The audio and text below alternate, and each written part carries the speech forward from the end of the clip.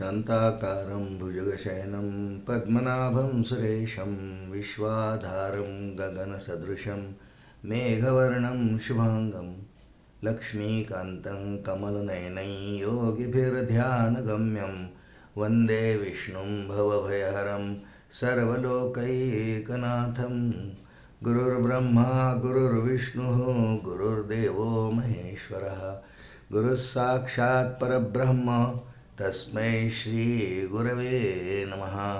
वसुदेवसुतं देवं कंसचाणूरमर्दनं देवकी परमानन्दं कृष्णं वन्दे जगद्गुरुं। कृष्णाय वासुदेवाय हरये परमात्मने प्रणतक्लेशनाशाय गोविन्दाय नमो नमः। श्री गोपाल कृष्ण भगवान की जय। लक्ष्मी वेंकटेश गोविंदा गोविंदा गोविंदा। परमपूजनीय सद्गुरूंच्या कृपेने आपण श्री विष्णू सहस्रनाम या दिव्य स्तोत्राच्या अर्थाचं चिंतन करण्याचा प्रयत्न करतो आहोत। 1000 नाव आहेत।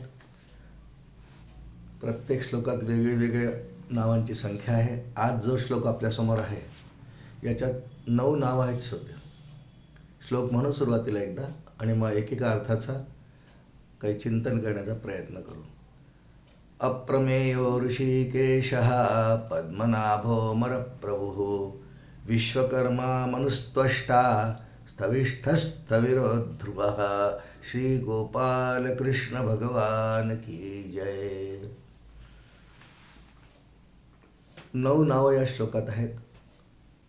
पहिलं नाव क्रमाने जे आहे अप्रमेय असं याचं नाव आहे। अप्रमेय, अप्रमेयाचा अर्थ कोणत्याही प्रमाणाने मोजता येत नाही असा। आणि आपल्या इथे शास्त्रामध्ये वेदांतामध्ये 6 मुख्य प्रमाणं मानली आहेत। प्रमाणं म्हणजे एखाद्या वस्तू जर वर्णन करायचं असेल तर त्याच्या वर्णनाकरता जे काही वापरलं जातं त्याला प्रमाण असं म्हणतात। प्रमाण म्हणजे सिद्धीसाठी, ती वस्तू दुसऱ्याला कळण्यासाठी। जसं आता माझ्यासमोर पेला आहे तर मी प्रत्यक्ष मला दिसतो आहे तर मी सांगेन की हा 3 इंच उंचीचा आहे, हा स्टीलचा आहे, याच्यामध्ये 1 पाव पाणी मावतं असं वर्णन हे मी दिसतो आहे मला डोळ्यासमोर, तर ह्या प्रमाणाला 6 प्रमाणांपैकी प्रत्यक्ष प्रमाण म्हणतात। मग इतर अशीच सगळी प्रमाणं आहेत की जे प्रत्यक्ष डोळ्याने दिसतं त्याला वर्णन करून सांगता येतं, त्याची उत्पत्ती सांगता येते, त्याचं काही वर्णन करता येतं, त्याला प्रत्यक्ष प्रमाण आपण म्हणताना व्यवहारामध्ये चक्षुर्वै सत्यम, म्हणजे जे जे डोळ्यांनी दिसतं तो प्रत्यक्ष प्रमाण ते होतं। म्हणून पहिलं प्रमाण प्रत्यक्ष प्रमाणच आहे। कारण सगळी सृष्टी जी आपल्याला डोळ्यांनी दिसते ना, हा आपल्या प्रत्यक्ष प्रमाणाचा विषय आहे। अगदी किती लहान मुलगा असला तरी त्याला चंद्र सूर्य आकाशात दिसतात, आपलं स्वतःचं घर दिसतं, आपलं स्टडी टेबल दिसतो, इत्यादी इत्यादी इत्यादी। त्या डोळ्यांनी जे दिसतं त्याचं वर्णन करता येतं आपल्याला सगळ्यांना। आता आपण म्हणाल की ना एखादा अंध व्यक्ती आहे त्याला प्रत्यक्ष प्रमाण काय आहे? प्रत्यक्ष प्रमाण हे काय फक्त पंच ज्ञानेंद्रियापैकी डोळ्यांनीच प्रत्यक्ष प्रमाण असतं नाही असं नाही। एखादा अगदी जन्मांध आहे, त्याला डोळे नाही आहेत, मग त्याच्यासाठी प्रत्यक्ष प्रमाण काय होईल? त्याला डोळे नाहीत पण कान तर आहेत, जीभ तर आहे, म्हणजे इतर ज्ञानेंद्रिय तर आहेत। तो एकदम सांगेल की मी एकदा असं अंध आहे जन्मापासून की बाबांच्या बरोबर फिरायला गेलो होतो, एकदम मोठा मला आवाज आला, फटाक्याचा मोठा आवाज आला, इतका मोठा आवाज आला। हे त्यांनी वर्णन करून का सांगितलं? कारण त्याच्याजवळ श्रवणेंद्रिय आहे, अंध असला तरी 5ही ज्ञानेंद्रिय अजिबात नाहीत। अशा व्यक्ती असल्या तर त्यांच्यासाठी प्रत्यक्ष प्रमाण हा विषय होणारच नाही। परंतु असं जगात नाही आहे। सर्वसाधारणपणे पंच ज्ञानेंद्रियापैकी एखादं ज्ञानेंद्रिय नसेल पण इतर ज्ञानेंद्रिय असतात, त्यामुळे वर्णन करता येतं, याला प्रत्यक्ष प्रमाण म्हणतात। इतर जे प्रमाण आहेत ते प्रत्यक्ष, अनुमान, अनुमिती, अर्थापत्ती, शब्दज्ञान आणि अनुपलब्धी अशी 6 मुख्य प्रमाणं आहेत। वेदांतशास्त्र त्याचं वर्णन करतं। आणि अजून 3 प्रमाणं शास्त्राने मानली आहेत, ऐतिह्य, शक्य आणि चेष्टा। आपल्याला इतर काही प्रमाणांचा आज फारसा विचार करायचा नाही, पण अप्रमेय म्हणजे ह्या कोणत्याही प्रमाणांनी ब्रह्मवस्तूचं वर्णन करता येत नाही। त्याचं कारण आहे असं का नाही करतात? कारण ती निराकार आहे, तिला आकार नाही, ती निरुपमेय आहे, ती दिसत नाही डोळ्यांनी. प्रत्यक्ष दर्शनाचा विषय ब्रह्मवस्तू होऊ शकत नाही. ब्रह्मवस्तू फक्त अनुभवाचा विषय होऊ शकतो. आणि म्हणून ब्रह्मवस्तूचं प्रत्यक्ष प्रमाण म्हणा, अनुमान म्हणा, अनुमिती म्हणा, अर्थापत्ती, शब्दज्ञान, अनुपलब्धी. अनुपलब्ध कोणत्याच प्रमाणाने होत नाही. अनुपलब्धीने पण होऊ शकत नाही. साही प्रमाणांचा आपण विस्ताराने विचार नाही करणार. पण ब्रह्मवस्तू ही अत्यंत निरवयव, निराकार, निर्विकार, कितीतरी तिचे वर्णन आहेत. आहे, सत्ता मात्र आहे, अधिष्ठान रूप आहे. पण बाकी कोणत्याही प्रमाणांनी तिला सिद्ध करता येत नाही. तो प्रमाणांचा विषयच नाही. प्रत्यक्ष प्रमाण, एखादं उदाहरण अजून पाहू की आपल्याला करता येतं. मग काही लोक म्हणतात की आम्ही एकदा अभयारण्यात गेलो आणि तुम्हाला सांगतो, काय सांगू, आमचं इतकं लक चांगलं की आम्हाला तिथे गेल्यावर वाघ दिसला. 8 फूट लांबीचा, इतका रुंद, काळे पिवळे पट्टे अंगावरती, आमच्याकडे असा तोंड वासून पाहत होता. असं वर्णन का केलं? कारण त्यांना खरंच वाघ दिसला. प्रत्यक्ष प्रमाणाचा विषय झाला. ब्रह्मवस्तू अशी प्रत्यक्ष प्रमाणाचा विषय नसल्यामुळे तिथे प्रमाता, प्रमेय आणि प्रमाता, प्रमेय अशी त्रिपुटी होत नाही. प्रमेय, प्रमाता, प्रमाण ही तिथे त्रिपुटी होत नाही. त्रिपुटी रहित वस्तू ब्रह्मवस्तू आहे. त्यामुळे त्रिपुटीत बसणारा पदार्थ वर्णन करता येतो. प्रत्यक्ष प्रमाणाचा म्हणा, इतर प्रमाणांचा विषय होऊ शकतो. पण ब्रह्मवस्तू असा विषय होत नाही. कारण ती निर्विकार आहे. फक्त ती अधिष्ठान रूप असल्यामुळे तीच काहीही वर्णन करता येत नाही. म्हणून या ठिकाणी अप्रमेय असा विषय आलेला आहे. या व्यतिरिक्त अजून चिंतन केलं आचार्यांनी अप्रमेयविषयी. त्याच्या सगुण साकार तो झाल्यानंतर आता हे झालं. आत्तापर्यंत अप्रमेय निर्विकार वस्तूसाठी झालं, म्हणजे निर्गुण निराकार परमात्म्यासाठी झालं. ईश्वर आहे किंवा अवतार आहे पुढे, तर अवतारात सुद्धा त्याचं यथार्थ वर्णन करताच येत नाही. यथार्थ वर्णन नाही करता येत, कारण त्याचे गुण, लीला, इतके कर्म आहेत. योवा अनंतस्य गुणान अनंता, असं भागवतात श्लोक येतो. इतके, पण अवतारे किती ते सुद्धा सामान्य माणसाला कळू शकत नाही. अनंत अवतार म्हटलं आहे. अनंत अवतार, अनंत लीला, अनंत गुण. आणि म्हणून इतकं सगळं वर्णनच करता येत नाही, कोणत्याही प्रमाणांनी करता येत नाही. म्हणून सुद्धा तो अप्रमेय. गुण काय, लीला काय. एक कृष्ण अवतार जर घेतला तर भागवतातल्या आपण भगवंतांच्या बाललीला किंवा पुढच्या लीला ऐकत जर गेलो ना, तर काय तेवढ्या लीला वर्णन केल्या आहेत व्यास महर्षींनी. म्हणून ह्या व्यतिरिक्त अनेक लीला भगवंतांनी केल्या असतील. 125 वर्ष श्री भगवान कृष्ण अवतारामध्ये त्यांच्याच योजनेप्रमाणे त्यांनी तेवढा अवतार सगुण विग्रह धारण केला. पुढे स्वेच्छेने मग ते परमधामाला गेले. पण ह्या इतक्या काळामध्ये 125 वर्षांच्या किती लीला केल्या असतील. काय काय त्याचे गुण ते मोजता येत नाही, सांगता येत नाही. पण एक काहीतरी उदाहरणार्थ सॅम्पल म्हणून काही लीला व्यास महर्षींनी मांडलेल्या आहेत. म्हणून यथार्थ वर्णन भगवंतांचं करता येत नाही, कारण तो प्रत्यक्ष प्रमाणांचा विषय होत नाही, कोणत्याच प्रमाणांचा विषय होत नाही. म्हणून पहिलं नाव आपण आत्तापर्यंत ऐकलं ते आहे अप्रमेय. दुसरं नाव आहे ऋषिकेश. 2 अंगांनी ह्याचा अर्थ पाहू आपण. ऋषिक अधिक ईश. ऋषिक अधिक ईश. ऋषिक शब्दाचा एक अर्थ इंद्रिय असा होतो. आधीच्या श्लोकामध्ये आपण पाहिल्याप्रमाणे, आधीच्या श्लोकात पाहिल्याप्रमाणे ऋषिक म्हणजे इंद्रिय, म्हणजे पंचज्ञानेंद्रिय, पंचकर्मेंद्रिय, मन, जितकी काही इंद्रिय, बाह्य इंद्रिय, अंतरिंद्रिय, ही सगळी भगवंतांनी या जीवाला उपाधीच्या भेदाने दिलेली आहेत. उपाधीच्या भेदाने. मग त्याचं त्यानुसार अन्न, खाद्य, पेय, त्याचा जन्म कुठे आहे, हे सगळं भगवान त्याच्या पूर्वकर्मांप्रमाणे ठरवतात आणि त्याप्रमाणे त्याला जन्म देतात. पण ऋषिक म्हणजे इंद्रिय आणि ईश म्हणजे स्वामी किंवा नियामक किंवा नियंता. म्हणजे आपली सगळे जे इंद्रिय आहेत, जसं आता हे डोळे आहेत, माझे कान आहेत ज्ञानेंद्रियांपैकी, या सगळ्यांवर नियंत्रण भगवंतांचंच आहे. नियंत्रण याचा अर्थ हे जे डोळे आहेत बाहेर, खरं म्हणजे याला डोळे म्हणत नाही. या डोळ्यांच्या आलात आतमध्ये एक गोलक आहे, त्याला नेत्र म्हणतात.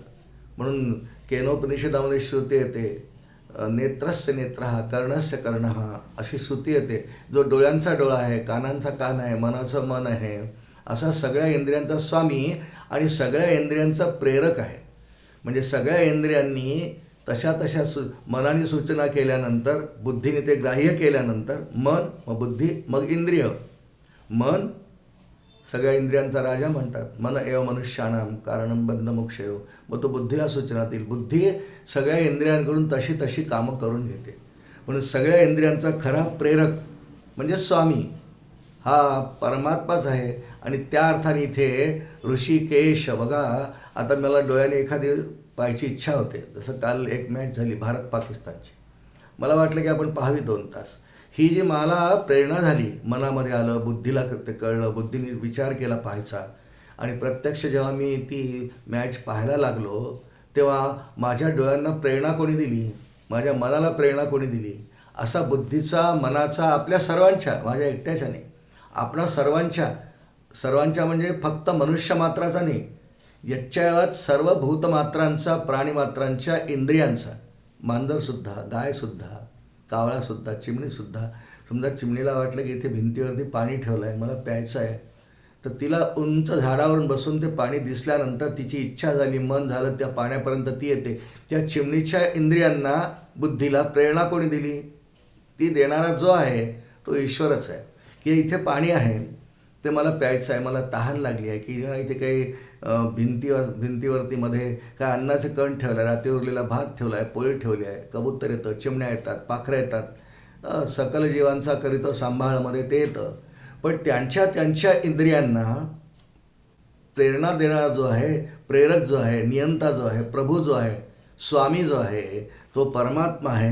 म्हणून हे नाव ऋषिकेश, सर्व प्राणीमात्रांच्या, सर्व इंद्रियांचा स्वामी. ऋषिक म्हणजे इंद्रिय आणि त्यांचा स्वामी प्रेरक देणारा, म्हणून ऋषिकेश. अजून एक शब्द याच्यात केश शब्द आहे. केश म्हणजे केस, संस्कृतमध्ये केश म्हणतात, केस म्हणतात.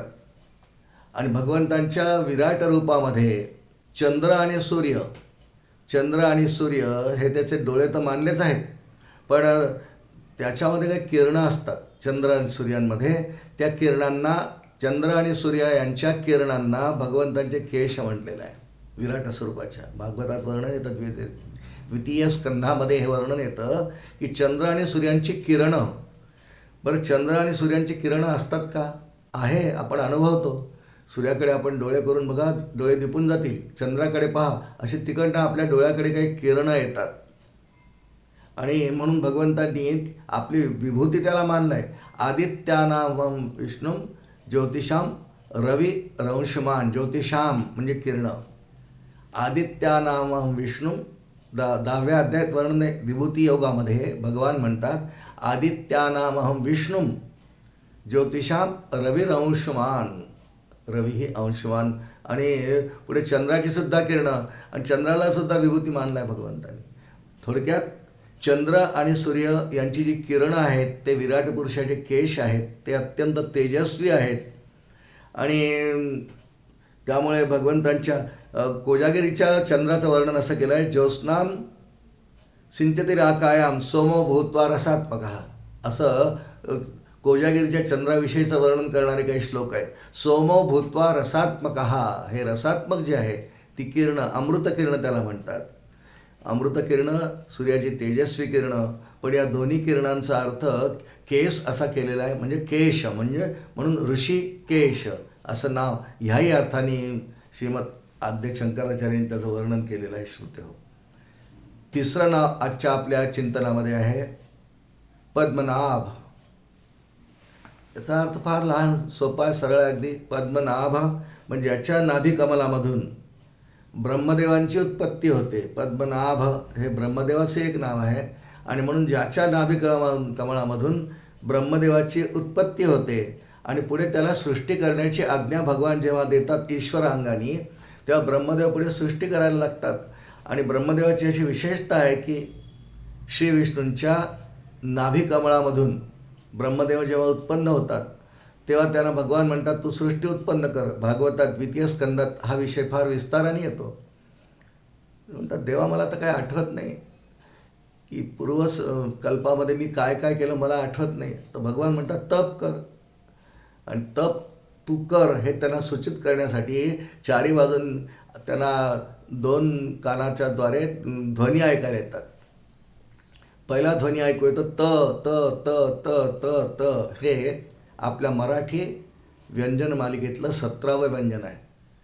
वर्णन आहे भागवतात, असंच वर्णन आहे. आणि दुसऱ्या कालाने त्यांना 21वं व्यंजन, 17वं आणि 21वं व्यंजन ऐकू येतं प प प प प प प. आणि त्यानुसार ब्रह्मदेवांना प्रेरणा होते, मला तप केलं पाहिजे. आणि मग पहिलं तप ब्रह्मदेवांनी कमळावरतीच बसून केलं आहे. त्यातून तप केल्यानंतर त्यांना ही प्रेरणा झाली की मला सृष्टीरचना करायची आहे. पण आता सृष्टीरचना म्हणजे नेमकं काय करायचं, यासाठी पुन्हा जे तप केलं त्याचं वर्णन असं आहे की त्यांना भगवंतांनी आपलं सुदर्शन चक्र सोडलं आणि मग ते सांगितलं ही जिथे थांबेल तिथे जाऊन तू तप कर. ते गरगर गरगर फिरत गेलं आणि ते ज्या ठिकाणी जमिनीत शिरलं, निमी शिर्यते यत्र, त्याची निमी म्हणजे आरी जमिनीत ज्या ठिकाणी गेली, निमी शिर्यते यत्र सा नैमिषारण्य अशी व्युत्पत्ती आहे. तिथे मग ब्रह्मदेवाने नैमिषारण्यामध्ये तप केलं आणि भगवंतांच्या सुदर्शन चक्राची आरी निमी पाताळात गेल्यामुळे तिथून गंगावर आली आणि ते नैमिषारण्यात चक्रतीर्थ म्हणून प्रसिद्ध आहे. आपण हे अनेकांनी पाहिलं असेल. पण हे सगळं केव्हा केलं? सर्व ब्रह्मदेवाची कथा कुठून येते? सगळ्या पुराण ग्रंथांमध्ये येते. ते भगवंतांच्या नाभिकमलातून उत्पन्न झाले, ही इथून त्यांची सगळी पुढची गोष्ट आहे. असे आपल्याला पुष्कळ प्रतिमा, फोटो, चित्र पाहायला मिळतात की भगवान शेषशाही आहेत, क्षीरसागरात पहुडले आहेत आणि त्यांच्या नाभिकमलातून असं कमळ निघालं आणि त्याच्यावर ब्रह्मदेव बसलेले आहेत. म्हणून पद्मनाभ, पद्म, कमळाला पद्मनाभ, कमळाला पद्म म्हणतात. नाभिकमलातून उत्पन्न झालेला सृष्टीकर्ता ब्रह्मा, म्हणून इथे पद्मनाभ असं नाव आहे. पुढचं नाव आहे अमरप्रभू. पुढचं म्हणजे 4 क्रमांकाचं नाव आहे अमरप्रभू. 9 नावांपैकी 4थं नाव अमरप्रभू. अमराणाम प्रभू अशी त्याची व्युत्पत्ती. अमराणाम प्रभू, अमर म्हणजे देवांना, सगळ्या देवतांना, सगळ्या देवांना अमर म्हणतात. का म्हणतात याची पुष्कळ मोठी कथा आहे. व आपण सर्वांनी भागवत ऐकलं असेल अनेकदा. श्रीमद भागवताच्या 8व्या स्कंदामध्ये समुद्र मंथनाची क्रिया येते आणि त्या समुद्र मंथनाच्या क्रियेमध्ये भगवान श्री विष्णूंनीच इंद्राला सांगितल्याप्रमाणे इंद्रांनी सगळ्या असुरांना पण एकत्र घेऊन समुद्र मंथनाचा प्रयोग केला. त्यातून अनेक पदार्थ आले. सगळ्यात शेवटी धन्वंतरीच्या हातून अमृत कलश दिला आणि मग पुष्कळ ती कथा विस्ताराने आहे. आपल्याला इतकी विस्ताराने की आज पाहिजे नाही, परंतु ते अमृत मिळालं ते भगवंतांनी आधीच. इंद्र जेव्हा भगवंतांकडे गेले होते, या कथेचा प्रारंभ तिथूनच आहे. तर भगवान म्हणे तुम्ही आणि असुरांनी एकत्र मिळून समुद्र मंथन करा, तुम्हाला अमृत मिळेल.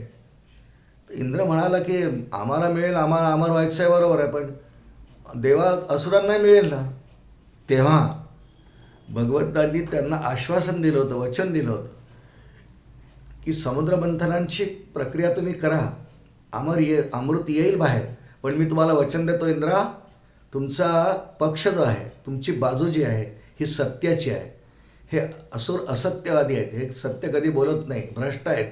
असत्याचा बाजू मी कधी घेणार नाही. मी सत्यवस्तू परमात्मा आहे, मी तुमची बाजू घेईल आणि तुम्हाला वचन देतो की अमृत तर निघेल, दैत्य तुम्हाला सहाय्य करतील, पण मी तुम्हाला वचन देतो की मी अमृत फक्त तुम्हाला मिळवून देईल. आणि म्हणून त्यासाठी भगवंतांनी मग ह्या लीलेमध्ये मोहिनी अवतार घेतला आणि ते सगळं अमृत दैत्यांच्या ऐवजी देवांना दिलं. फक्त अपवाद आणि राहूला मात्र ते मिळालं. त्याच्या युक्तीमुळे तो उठून इकडे आला, पण तरी भगवंतांनी चंद्र आणि सूर्य यांच्या तक्रारीवरून त्याचं मस्तक उडवलं. मग त्याचं धड आणि मस्तक वेगळे झाले, पण अमृत त्याला हातावर टाकल्या मिळालं थोडं. म्हणून राहूचं मस्तक तसंच असते. राहू हा ग्रह पंचांगात पहा आपण, त्याला मस्तक असते, धड नाही, कारण ते खाली पोचलंच नाही. पण त्याचा विचार सोडून देऊ आपण. पण देवांना अमृत मिळालं या लीलेमधून आणि देव अमृत प्राशन केल्यामुळे अमर झाले अशी कथा. म्हणून या ठिकाणी जो शब्द आहे अमरप्रभू, हा जो 4था शब्द येतो अमरप्रभू याप्रमाणे येतो. आणि सर्व देवतांचा प्रभू, सर्व देवांचा प्रभू, जितके देव आहेत 33 कोटी देव, त्यांचा स्वामी सूत्रे मणिगणा इव. नुसते सगळे देव नाही, आपण सर्वांना देवताच म्हणतो. अग्निदेव, वायुदेव, पंचमहाभूत, ही सगळी देवच. पंचमहाभूतांना देवत्व आहे सगळ्यांना. पृथ्वी, आप, तेज, वायू, आकाश. आपण वायुदेवता म्हणतो, पृथ्वी देवता म्हणतो, सगळे देवताच आहे. पण या सगळ्यांवरती नियंत्रण यांचा स्वामी, ते ज्याच्या आज्ञेत वागतात तो अमरप्रभू. म्हणजे इथपर्यंत भगवंतांनी वर्णन केलेलं आहे. ज्ञानेश्वरीत माऊली सुंदर वर्णन करतात. पर्वती बैसका न सांडावी, समुद्रे मर्यादा नुल्लंघावी, पृथ्व्या भूते व्हावी, पृथ्व्या भूते व्हावी, हे आज्ञा माझी. हे सगळे पंचमहाभूत माझ्या आज्ञेत चालतात. श्रीमद भागवतातच एक श्लोक येतो 2य स्कंदात, मदभयात वाती वातोयम. अर्थ पाहू आपण थोडक्यामध्ये. मदभयात वाती वातोयम, सूर्यस्तपती मदभयात, वर्षतींद्र दहत्यग्निम, वर्षतींद्रम दहत्यग्निम, मृत्युर्धावती पंचमम. याचा अर्थ असा आहे की मदभयात वाती वातोयम, हा सगळा वायू जो आहे, वायुदेव माझ्या भीतीने म्हणा, भीती याचा अर्थ आज्ञेने, माझी आज्ञा आहे, मी स्वामी आहे. वारासुद्धा मी सांगितला तसा वाहतो. आपल्याला वाटतं खूप सोसायटीचा वारा आला, सुनामी आली, वादळ आलं, तो आपोआप नाही येत. त्याला भगवंताची आज्ञा होते, जा आता वादळ, तुझी गरज आहे, काही नष्ट करायचं आहे, त्याचा काळ संपत आलेला आहे म्हणून वादळ येतं. मग त्यात अनेक लोक बळी पडतात, समुद्राला लाटा उसळतात, ते पाणी त्या जवळच्या शहरांमध्ये येतं, पुष्कळ कोटच्या दुर्घटना होतात. पण मदभयात वाती वातोयम, सूर्यस्तपती मदभयात, सूर्याने किती तापावं, 12 महिने सूर्य प्रकाश आणि उष्णता देतो, माहिती आहे आपल्याला. पण वैशाख महिन्यात तो 45, 46, 47, 48, 50 इत्यादी तापतो. सूर्यस्तपती मदभयात, वर्षती इंद्रम, पावसाळ्यामध्ये किती पाऊस कधी पडावा, कधी कधी वाटतं आपल्याला पाऊसच नाही पडत आहे, 15 दिवस झाले एक थेंब पडत नाही, की कसं होईल. भगवान म्हणतात तुम्हाला काळजी करायचं कारण नाही, मी वर्षती इंद्रम, इंद्राला मी आज्ञा देईन तेव्हाच तो संवर्तक मेघांच्याद्वारे पाऊस पाडेल, कारण तो माझ्या स्वाधीन आहे. अमरप्रभू आपण अर्थ समजून घेतो आहे. इंद्र माझ्या स्वाधीन आहे, वारा माझ्या स्वाधीन आहे, सूर्य माझ्या स्वाधीन आहे. इतकंच नव्हे तर मृत्यू धावती पंचमम, मृत्यू म्हणजे यमदेवता, त्याची देवता आहे. मृत्यू जो कोणालाही येतो, संहार होतो, संपतो एखादा देहधारी जीव, तर तो केव्हा संपावा, कधी संपावा, कुठे संपावा, ही सगळी योजना माझी असते. त्याच्याच पूर्वकर्मांप्रमाणे मी पूर्वकर्मांचा स्वामी आहे आणि त्याप्रमाणे कोणाला जन्म कुठे द्यावा, मृत्यू कुठे यावा, हे सगळी माझ्या योजना ठरल्या असतात. आणि त्या क्रियांच्या सगळ्या देवता, देव जे वेगळे आहेत, त्यांचा मी स्वामी आहे. आणि म्हणून याचं नाव अमरप्रभू असं पडलेलं आहे. श्रीमद भागवतात एक कथा येते, पूर्ण विस्ताराने पाहिजे नाही. उखळी वंदनाची क्रिया येते. भगवंतांनी आईच्या मांडीवरून ती लीला करताना अग्नीकडे पाहिलं.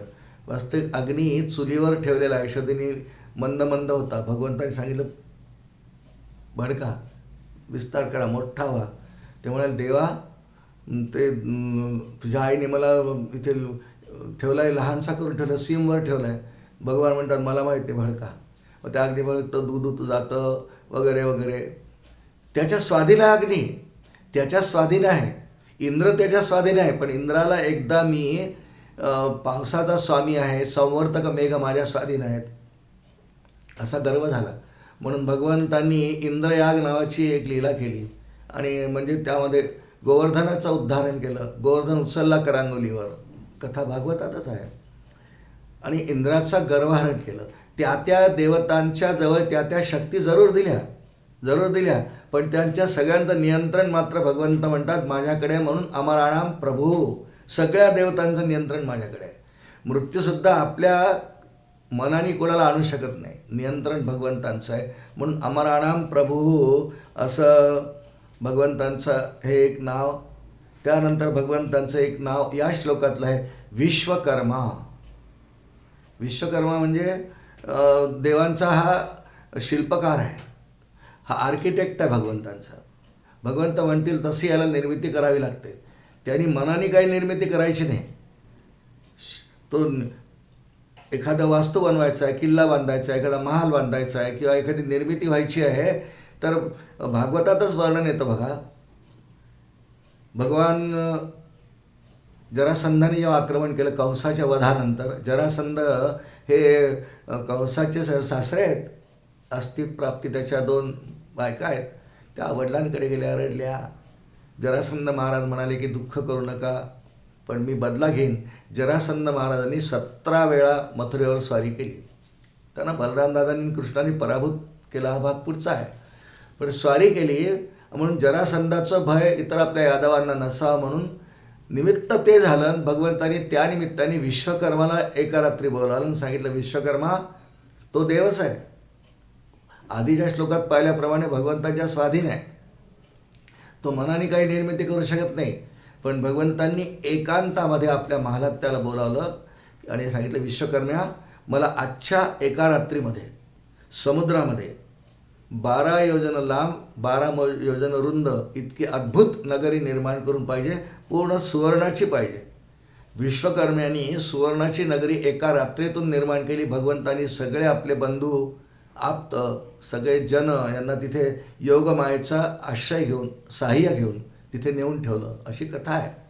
पण विश्वकर्मा तिथे एकदा नाव आहे भागवतामध्ये, अजून एकदा विश्वकर्मा नाव भागवतात येतं, सुदामदेवांच्या कथेत येतं. सुदामदेव भगवंतांकडे आले, 4 मुठी पोहे दिले, भगवंतांना आनंद झाला. सुदामदेव जायला निघाले, त्यांनी काही मागितलं नाही, ते मागणार नव्हतेच, ते अत्यंत अयाचित वृत्तीने राहणारे, फक्त त्या निमित्ताने मला दर्शन होईल म्हणून आपल्या धर्मपत्नी सुशिलेच्या म्हणण्याप्रमाणे ते गेले. मागितलं काय नाही, पण भगवान जाणतात की हा कशा करता आला होता. तू सांगशील, सांग तर सांग, नको सांगू. जाणे भाव अंतरसाक्षी प्राणी मात्रांचा श्रीराम. भगवंतांनी सुदामदेव जायला निघाले, महाद्वारापर्यंत पोहोचवलं आणि विश्वकर्म्याला बोलावलं. सांगितलं, विश्वकर्म्या या सुदामा जिथे राहतो ना, आजचं नाव त्या नगराचं पोरबंदर असं आहे. तिला सुदामा नगरीच नाव आहे भागवतामध्ये. याची जी नगरी आहे सुदाम्याची, ती पूर्ण सुवर्णाची कर. याचा महाल तर करच, याचं घर करच, याचा महाल कर त्या घराचा, आणि सगळी नगरी सुवर्णाची कर, असं विश्वकर्म्याला भगवंतांनी सांगितलं. 2 वेळा हा उल्लेख श्रीमद भागवतात येतो, अन्य ठिकाणी पुष्कळ येत असेल अन्य ग्रंथांमध्ये. विश्वकर्मा हे नाव देतं. हा देवांचा शिल्पी आहे, देवांचा सगळीच निर्मिती, नुसती महारांची असं नाही. विश्वकर्म्याकडून भगवान सगळंच करून घेतात माऊलींनी, म्हणून याचं नावच एक विश्वकर्मा आहे. आता विश्वकर्म्याकडून असं सृष्टीची काही काही घटकांची निर्मिती, महालाची, घरांची अशी, पण या सृष्टीची निर्मिती कोण करतो? ती विश्वकर्माने करतो. सृष्टी निर्मितीच्या संदर्भामध्ये याला सगळ्या निर्मितीला हा कारण आहे. ही निर्मिती ज्याचं कार्य आहे त्याचा स्वामी जो आहे, म्हणून सृष्टी निर्मितीच्या संदर्भात याला विश्वकर्मा म्हटलं आहे. विश्वकर्मा नावाचा देवांचा शिल्पी याच्या स्वाधीन आहे. तो भगवंतांनी अवतार घेतल्यास स्थूल स्वरूपात काही काही महाल घरं निर्माण करेल. मग सगळ्या सृष्टीचे निर्माण करणारा निर्माता म्हणून, शिल्पकार म्हणून शिल्पकार झाला ना, आणि म्हणून याचंच एक नाव विश्वकर्मा आहे. हा नुसते महाल आणि पर्वत नाही निर्माण करणार, याचं वर्णन केलं माऊलींनी, खूप छान वर्णन केलं आहे. तरी आकाशी कवणे, आकाशी कवणे केली मेघांची धरणे, अंतरिक्ष तारांगणे कोण भरी श्रीराम. पहिली उभी आहे, 2 उभ्या लागोपाठ या वर्णनाच्या येतात. हा असा शिल्पकार आहे. तरी आकाशी कवणे, आकाशात बघा आपण, निरभ्र शांत स्वच्छ रात्र असलेलं आकाश बघा, इतके ग्रह आणि तारे दिसतात.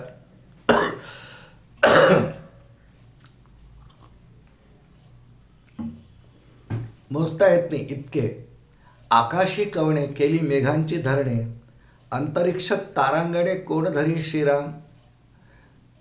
असा कोण करू शकतो? असा जो शिल्पकार आहे, निर्माता आहे, हे सगळं घडवतो. की सोपं आहे का? ग्रह गोल तारे घडावा, त्यांचे एकमेकापासूनचे अंतर ठरवा, त्यांच्या परिभ्रमणाच्या गती आणि ऑर्बिट्स ठरवा, हे सगळं ठरवणारा किती अद्भुत शिल्पकार आहे देव. आजपर्यंत भगवंतांनी निर्माण केलेल्या इतक्या अंतरिक्षातल्या करोडो करोडो करोडो ग्रह गोल तारकांच्या कधी आपसात टकरी झाल्याचं ऐकवत नाही. 2 विमानं एकमेकात धडकतील, पण 2 ग्रह चंद्र आणि सूर्य समोरासमोर येतात, सावली पडते, ग्रहण लागतं, पण चंद्र आणि सूर्यांची टक्कर झाली असं कधी ऐकू येतं का आपल्याला? त्यांच्या उंची, त्यांचं एकंदर पृथ्वीपासून अंतर हे वेगळं वेगळं आहे, ऑर्बिट्स वेगळे वेगळे आहेत. पण कोणतेही 2 ग्रह हे ती गरज आहे, म्हणून माऊलीने ओवी त्यासाठी लिहिली आहे. तरी आकाशी कवणे केली मेघांची धरणे, अंतरिक्ष तारांगणे कोण करी श्रीराम दुसरी ओवी माऊली देतात दृष्टांत म्हणून. रुंख कवण पेरी समुद्र कोण भरी पर्जन्याच्या करी कोण धारा, असा शिल्पकार आहे. पाचही पंचमहाभूत स्वाधीनता आहे, सगळे देव स्वाधीन आहे. पण इतका कृपाळू आहे की जसं सृष्टीला जे आवश्यक आहे तसं तसं करतो. रुंख कवण पेरी, रुंख याचा अर्थ मूळ असा होतो.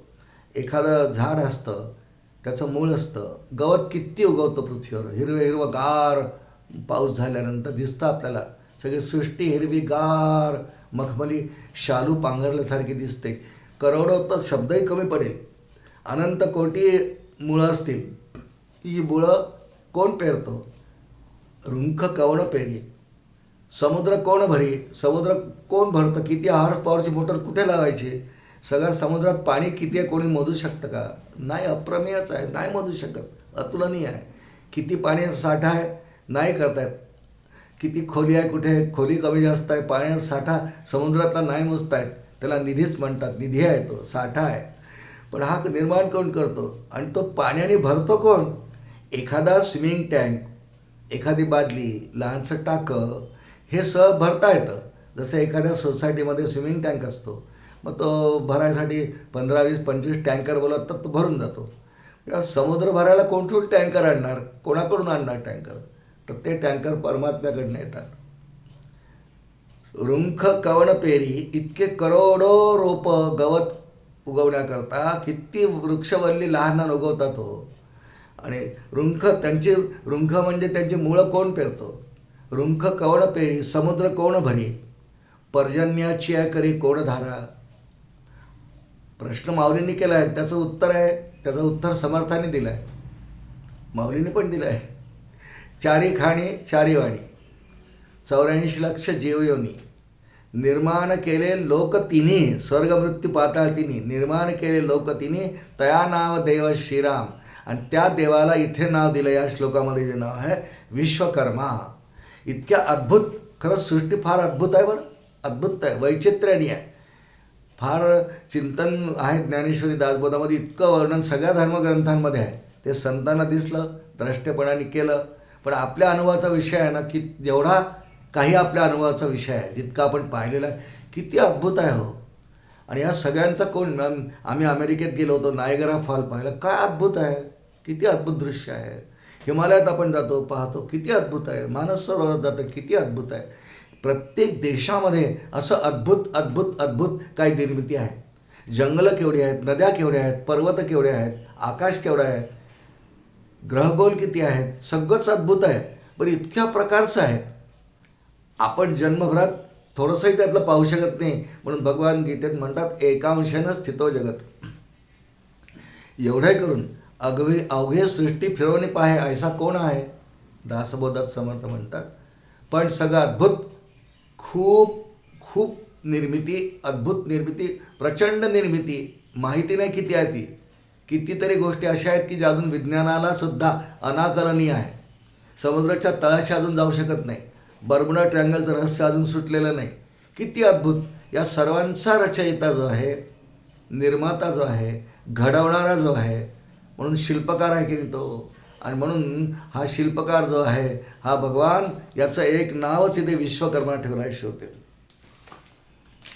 याचं पुढचं नाव या श्लोकातलं आहे मनुस्त्वष्टा, असं एकत्र संधी झालेला आहे. मनु त्वष्टा. त्वष्टाबद्दल नंतर पाहू. मनु शब्दाचे 2 अर्थ आचार्यांनी काढले आहेत. एक, मनु म्हणजे मनन करणारा. परमात्म्याला मनन करण्याची गरज आहे का? त्याचं उत्तर हो असं आहे. निर्गुण निराकार परमात्म्याला मन नाही, अमन आहे तो.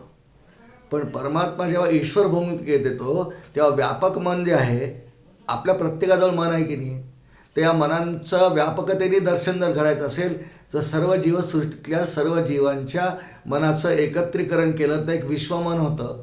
ते विश्वमन भगवान विष्णूंचं आहे, नारायणाचं आहे. म्हणून आणि तो मनन करतो का? हो.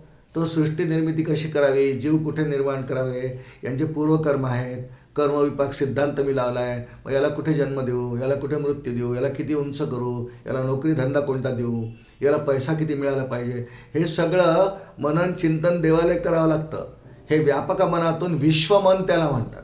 विश्वमनामधून भगवान हे चिंतन मनन करतात. शिवाय खूपच जर का एकंदर सृष्टीची रचना बिघडली, स काले नेहमता योगो नष्ट परंतप, असं झालं की काही दुष्ट माणसं सृष्टीची भगवंतांनी जशी केली तशी निर्मिती राहू देत नाही, त्यात बिघाड करतात काही काही गोष्टींमुळे. त्यात मुख्य अहंकार म्हणा, तुलना म्हणा, द्वेष, स्पर्धा, मत्सर. आणि दैत्याने तर नारायणाशी स्पर्धा केली हो.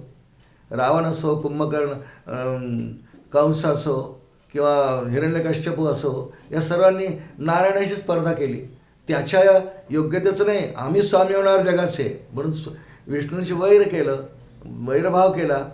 आणि त्यामुळे भगवंतांना पुढे मनन करावं लागतं की आता मला अवतार घ्यायचा आहे. ब्रह्मदेव गारण घेऊन येतात गोमातेसह.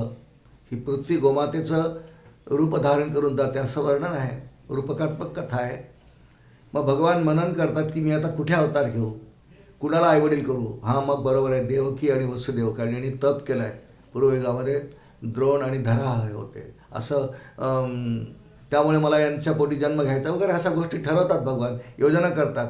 किती शक्ती पाहिजे त्याचं एकंदर कॅल्क्युलेशन करतात आणि तसं मनन करतात. तसा सगुण विग्रह म्हणजे अवतार घेऊन भगवान येतात.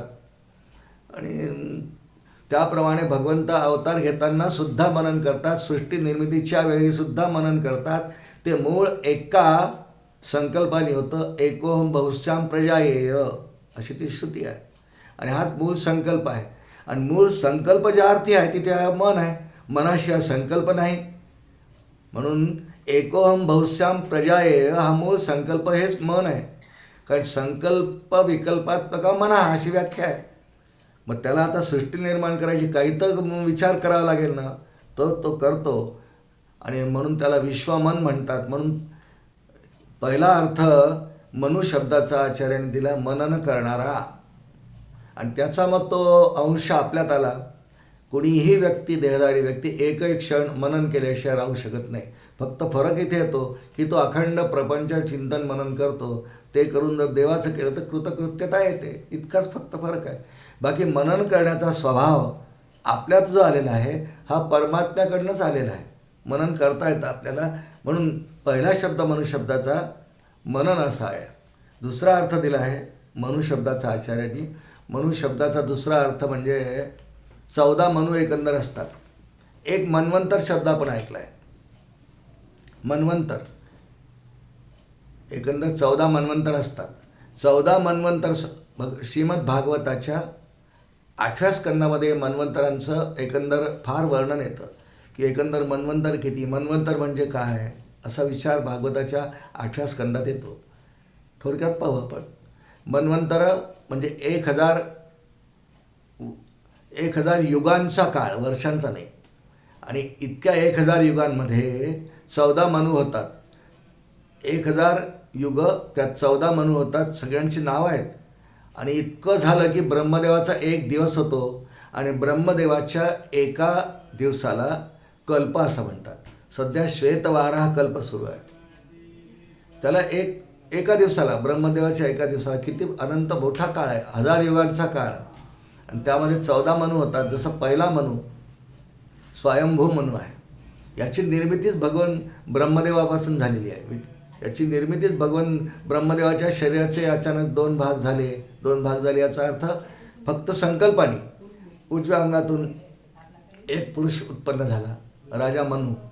आणि डाव्या अंगातून एक स्त्री निर्माण झाली, शतरूपा. ही सृष्टीवरची पहिली स्त्री पुरुषांची जोडी आहे.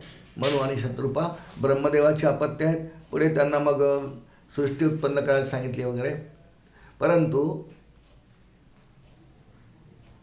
मन्वंतरे निर्माण करणारा, इथे आपल्याला मनुहू शब्दाचा अर्थ घ्यायचा आहे. पहिला मनन, दुसरा ही सगळी मन्वंतरांची उत्पत्ती करणारा, मन्वंतर निर्माण करणारा, त्या काळातला राजा जो एखाद्याला मनु म्हणून नियुक्त करणारा असा जो आहे.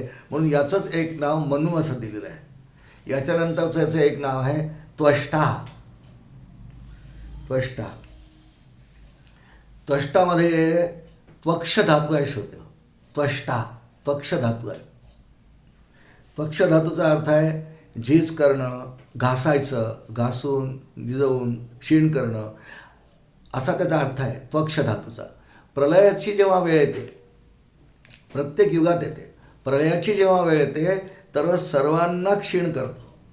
अगदी पर्वत नद्यांना तर करतोच, प्रत्येकाला करतो. आणि असा हळूहळू क्षीण करून झिजवून झिजवून झिजवून झिजवून सर्व पदार्थ जेव्हा त्याच्या क्षमता कमी होतात, झिजून जातात, मोठा काळ असतो खूप, त्यावेळेला त्वष्टा या नावाप्रमाणे. हे नाव का दिलं? कारण सर्वांना झिजवणारा, अगदी सगळं, म्हणजे आपल्या तुलनेमध्ये चंद्रसूर्यांना फार अनंत काळानंतर तो क्षीण करेल, पण इतकी कोट्यावधी वर्षे वर्षे वर्ष तो सतत तापतो आहे, उष्णता येतो आहे, त्याची झीज होईलच का नाही? प्रत्येकच भौतिक पदार्थाची झीज होते. श्रीमद भागवतात वर्णन आहे 12 स्कंदामध्ये. प्रत्येक भौतिक पदार्थ हा क्षीण झिजतच जातो. किती सुरक्षित ठेवा, एअर कंडिशनमध्ये ठेवा, कितीही वस्त्र, एखादं नवीन कोर व पैठणी घ्या, एअर कंडिशनमध्ये ठेवा, निर्वात प्रदेश करून ठेवा, 15 वर्षांनी ती काढा, ती कुजतेच. तो विनाशित पदार्थ आहे. कारण भौतिक सगळे पदार्थ विनाशी भावाचे आहेत. अविनाशी फक्त भगवान आहेत. अविनाशी तू तद्विद्धी येन सर्वमिदं ततं. 2 अध्यायात भगवद्गीतेच्या भगवान म्हणले, अविनाशी तू तद्विद्धी. तो पदार्थ, तत्पदार्थ फक्त म्हणजे ब्रह्मवस्तूच फक्त अविनाशी आहे, बाकी सगळे विनाशी आहेत. विनाशी याचा अर्थ त्यांचा केव्हा तरी झीज होते, संपतात हळूहळू. आणि त्यामुळे या ठिकाणी त्वक्ष धातूच्या अर्थाप्रमाणे घेतलं तर भगवंतांचं एक नाव त्या अर्थाने इथे त्वष्टा असं आहे. सर्वांना प्रलयकाळी झिजवून झिजवून संपवतो, झिजवणारा, म्हणून याचं एक नाव त्वष्टा असं आहे. पाच दृष्टांताने लगेच लक्षात येईल की घासून घासून घासून घासण्याची प्रक्रिया सतत सगळ्या सृष्टीत सुरू आहे. झाडाची पानं एकावर एक घासल्या जातात, वृक्ष एकावर एक घासल्या जातात. एखाद्या लाकडाच्या ओंडक्यामधून जर मूर्ती निर्माण करायची असेल, पांडुरंगाची म्हणा, कृष्णाची, करतात. पुष्कळ शिल्पकार असतात की हे लाकूड त्यांना द्या, त्यातून ते बरोबर रामाची किंवा कोणत्या जी देवता आपल्याला प्रिय असेल त्याची मूर्ती आपल्याला तयार करून देतात. मी आपल्याशी बोलतो आहे, माझ्यासमोर रामदास स्वामींची मला एका भक्तांनी भेट दिलेली मूर्ती आहे, लाकडाची आहे, 9 इंचाचीच आहे, पण त्याची कला आहे, त्याची निपुणता आहे. भगवानच त्याला ती प्रेरणा करतात. ती मूर्तीत केली. त्यासाठी काय केलं असेल त्यांनी? ते लाकूड घासलं. त्याचे काय अवजार असतील, बारीक बारीक बारीक अवजारं. इकडून घासा तर डोळा छान होईल, तिकडून घासा हात चांगला येईल, गळ्यातली माळसुद्धा घासून घासून घासून असं ते लाकूड घासून, म्हणजे अनावश्यक भाग त्यातला काढायचा. मूर्ती त्यात कल्पनेची आहे. ते कुलालमतीचे गर्भ प्रकटले की श्रीराम, माऊली म्हणतात. कुलालमतीचे गर्भ, कुंभाराच्या डोक्यात मडक्याचा आकार असतो, एक डोक्यात असतो, ते गर्भरूपाने असतं, ते प्रगट होतं, तसे घट तयार होतं, पणते तयार होते. तसं मूर्तिकार जो असतो, लाकडाची मूर्ती घडवणारा, त्या लाकडात ती मूर्ती आहेच, फक्त अनावश्यक भाग घासून झिजून काढून टाकतो. अजून एक दृष्टांत पहा. आपल्या घरामध्ये विळ्या, चाकू असतात, तर चक्कू छुरी म्हणतात. त्याला धार लावणारे येतात. मग ते काय करतात? त्यांच्यावर ते काही मशीन असतं किंवा सायकल असेल तर ते पायाने फिरवतात, पॅडल, आणि मग तो असा एक दगड असतो, त्याच्यावर चाकू धरतात, आवाजात घुर्र, तासतात, घासतात, झिजवतात, आणि त्याला, त्या चाकूला, त्या वेळीला वरती जे काही कोटिंग चढलं आहे ते काढून टाकतात. मग त्याला धार होते. आणि त्यामुळे हे घासण्यासाठी म्हणजे झिजण्यासाठी आपण समजून घेतो दृष्टांत. याप्रमाणे भगवान सगळ्या भौतिक वस्तूंचं त्याचं आयुष्य संपलं की प्रलयकाळी सर्वांना झिजवून झिजवून क्षीण करतात. असा त्वष्टा शब्दातल्या त्वक्ष धातूच्या अर्थाप्रमाणेचा अर्थ आहे. श्रोते हो, याचं पुढचं नाव या श्लोकातलं आहे स्थविष्ठः. स्थविष्ठ असं याचं नाव आहे. स्थविष्ठ म्हणजे या सृष्टीमध्ये स्थिर राहणारा अर्थ आहेच. तसाच स्थविष्ठ शब्दाचा अर्थ आचार्यांनी केला आहे फार मोठा, विराट आणि पुराण पुरुष. पुराण म्हणजे जुना, सनातन, आर्य सनातन वैदिक धर्म नाव म्हणतो ना आपण, माहीत नाही कधीपासून आहे, पण अत्यंत जुना. आणि स्थविष्ठ शब्दाचा अर्थ म्हातारा, फार जुना. पुराण किती जुना माहिती नाही, म्हणून सनातन वैदिक धर्म. आणि विश्वरूप दर्शन बघा आपण, 11वा अध्याय. भगवान दिविसूर्य सहस्रस्य, किती महान. दिविसूर्य सहस्रस्य भवेद्युग पदुत्थिता. दिव्य सूर्य सहस्रस्य म्हटलं म्हणजे हजार अर्थ नाही तिथे. अनंत कोटी ब्रह्मांड नायक इतके सूर्य ज्याचं अंग आहे, असा स्थविष्ट किती मोठा आहे माहिती नाही. ते यशोदेला विश्वरूप दर्शन करवलं, अर्जुनाला करवलं, यशोदेला तोंडात केलं. अर्जुनाला प्रत्यक्ष युद्धभूमीवर विराट स्वरूप दाखवलं, त्याचे नेत्र दिपून गेले. इतका मोठा स्थविष्ट म्हणजे अत्यंत मोठा, अत्यंत विराट. श्रुती माऊलींनी असं वर्णन केलं आहे, अणोरणीयान महतो महीयान. म्हणजे म्हणाल तर परमात्मा अत्यंत सूक्ष्म आहे, सूक्ष्मातिसूक्ष्म आहे. आणि म्हणाल तर अत्यंत मोठा आहे. दोन्ही तोच आहे, दोन्ही तोच आहे. सगळ्यात सूक्ष्म याचा अर्थ प्रत्येक सूक्ष्म मातीच्या कणातही तो आहे. आणि विराट स्वरूपामध्ये सगळी सृष्टी ज्याचं रूप आहे. भागवतात त्याचं वर्णन असं आहे की तो स्वतः प्रगट झाला. हेच त्याचं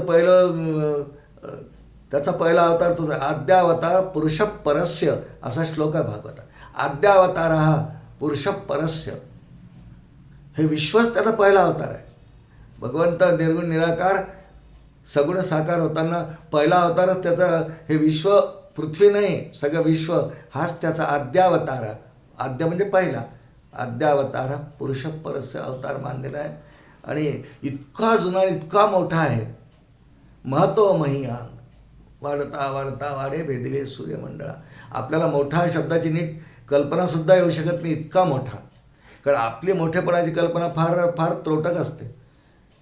आम्ही अमरावतीत राहणारी माणसं एकमेकांना म्हणतो आम्ही, सर्वात मोठं आणि उंचीच्या दृष्टीने काय आहे तर म्हणतात माल टेकडी. ती 300-400 फूट काहीतरी आहे, ही आमच्या मोठेपणाची कल्पना. मग संपूर्ण भारतात गेलो, सगळ्यात मोठं आणि उंच काय, हिमालय पर्वत.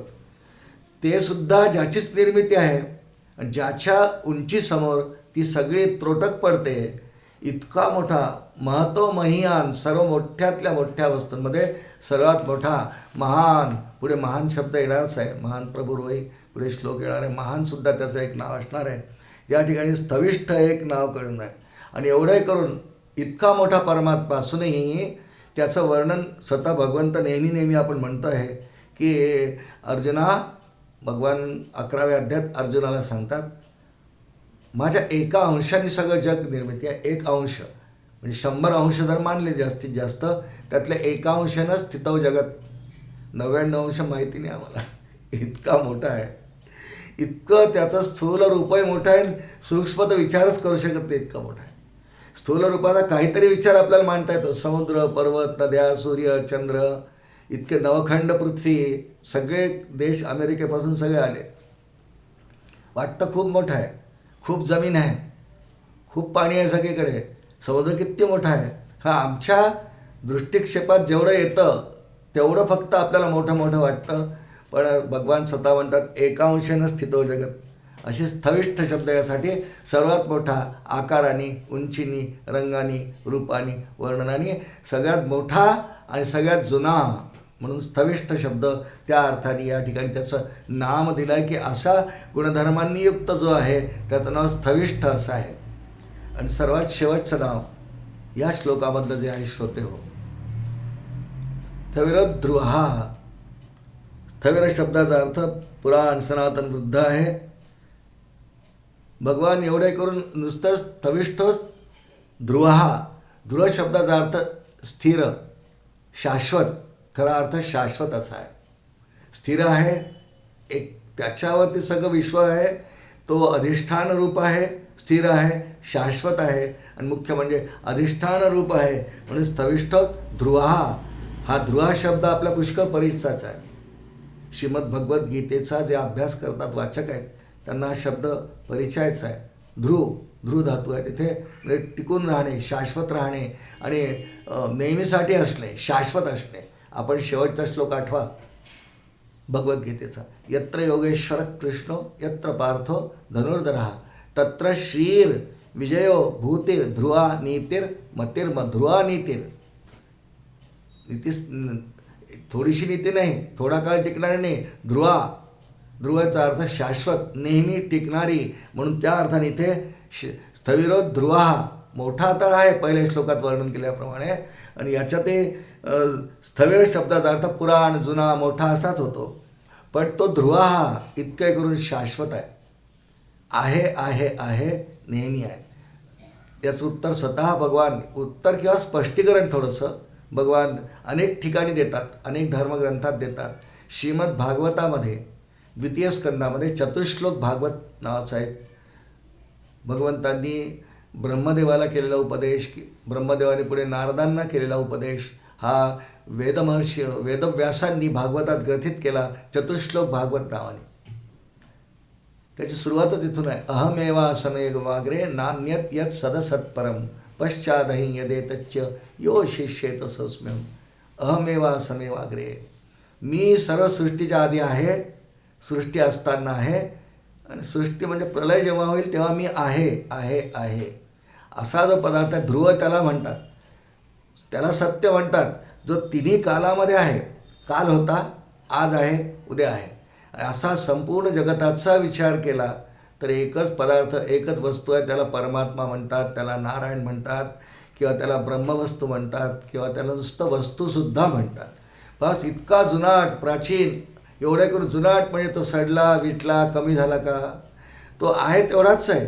त्यातून जगताची निर्मिती होते. इतकं मोठं विश्व, जग, त्रैलोक्य, आज आपल्याला जे कल्पनेत तरी त्रैलोक्य दिसतं. पृथ्वी तर अनेक पुष्कळ देशे पाहिले असतात. किती मोठी आहे पृथ्वी, इतकं सगळं फक्त ज्याच्या सत्तेवर चालतं, तिन्ही लोक चालतात. इतका मोठा परमात्मा किती व्यापक असेल तरीसुद्धा भगवान असं म्हणतात की हे सगळं माझ्या दृष्टीने एक अंशच असं असलेलं आहे. त्यामुळे भगवंतांचं एक नाव स्थविरो ध्रुवः, जुना पुराण तर आहेच, पण अत्यंत जसाच्या तसा टिकणारा आहे, तेवढाच राहणार आहे. त्यातून कितीही काढलं तर कमी होत नाही. ओम पूर्णमदः पूर्णमिदं पूर्णात् पूर्णमुदच्यते पूर्णस्य पूर्णमादाय पूर्णमेवावशिष्यते. भगवा श्रुती मंत्रच आहे त्याप्रमाणचा. कमी होतच नाही तो. नेहमीसाठी ध्रुव याचा अर्थ स्थिर, शाश्वत, तेवढाच राहणारा पदार्थ. आणि असा परमात्मा आहे. इतका त्याच्या शक्तीचा खरं वेळ पण नाही म्हणतायत. किती शक्ती! प्रत्येक प्राणीमात्राला दर सेकंदाला श्वास घेण्याचा प्रेरक जो आहे, शक्ती देणारा जो प्रेरक आहे, काय आयुष्य देणारा प्रेरक आहे. तुकाराम महाराजांनी किती छान वर्णन केलं आहे. कारे नाठविसी कृपाळू देवासी पोसितो जगासी एकलाची. सगळ्या इतक्या जगातल्या जीवांना अखंड 24 तास जन्मभर पोषण करणारा, पालन करणारा कारे नाठविसी. सगळ्यांचं पोषण पालन तो करतो. खूप मोठा आहे. आणि एवढे करून जसाच्या तसा म्हणजे टिकणारा, म्हणजे शाश्वत, काही बदल त्यात होणारा नाही असा परमात्मा आहे. म्हणून स्थविरो ध्रुवः असं त्याचं या श्लोकातलं 9वं नाव. आपल्या आजच्या उपलब्ध वेळेमध्ये आपण 9 नामांचा, भगवंतांच्या श्री विष्णू सहस्रनाम या स्तोत्रातल्या 9 नामांचा आपण सार रूपाने विचार केला, चिंतन केलं. आपण सर्व सुज्ञ आहात. ज्या अर्थी विष्णू सहस्रनाम श्रवण करण्याचा आपला मानस आहे आणि आपण तसा प्रयत्न आपण करत आहोत. सर्वांनी यथामती अजून याचं चिंतन करावं, वाढवावं, जेणेकरून मला भगवत नामाची खूप आवड निर्माण होईल. ती नामांचा अर्थ समजून घेतला की त्यात जास्त तद्रूपता येण्याची शक्यता असते, ती येते. म्हणून अर्थ समजावून भगवंतांची नामं जर घेतली, किंवा निदान विष्णू सहस्रनाम म्हणताना या नावापर्यंत आलो, स्थविरो ध्रुवः, तर इतका अर्थ आपल्या डोळ्यासमोर जर उमटला तर अजून तद्रूपता, तन्मयता येते. ती सर्वांना यावी अशी भगवंतांच्या सद्गुरूंच्या चरणी प्रार्थना करतो आणि वाणीला पूर्णविराम देतो. श्री गोपाल कृष्ण भगवान की जय. लक्ष्मी व्यंकटेशा गोविंदा गोविंदा गोविंदा.